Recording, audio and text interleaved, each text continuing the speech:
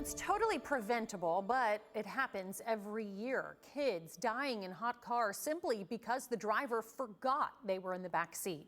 Already, there have been 18 reported hot car deaths so far in 2025, and nearly every single state has experienced this kind of tragedy.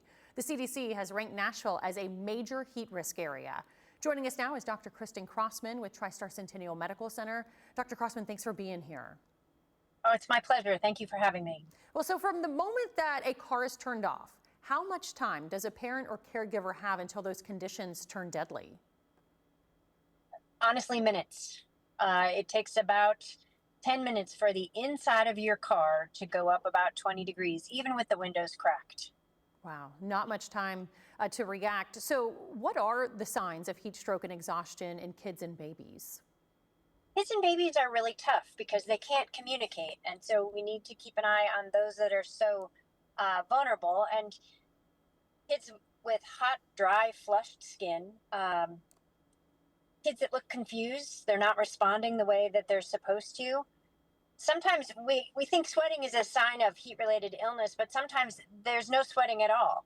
We need to have extra caution when we're talking about babies and kids. And even though we think it'll never happen to us, we are so distracted with all of the different stimulations that are happening around our planet and around our cars that we should always look before we lock the car.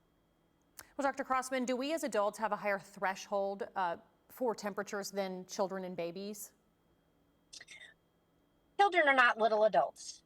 They don't tolerate heat nearly as well as we do. They don't sweat effectively, so we need to check on them more frequently, provide shade, provide more hydration.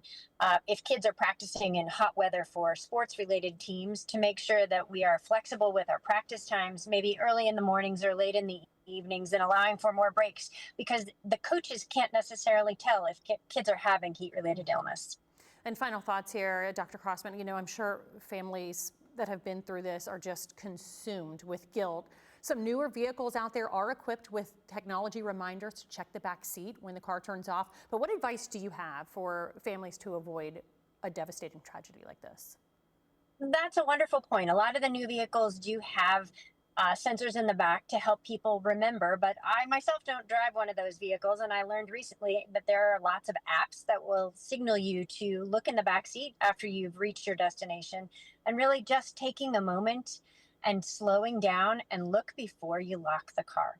Always, always, always look before you lock. All right, great life-saving advice. Dr. Crossman, thanks for being here tonight. Thanks for having me.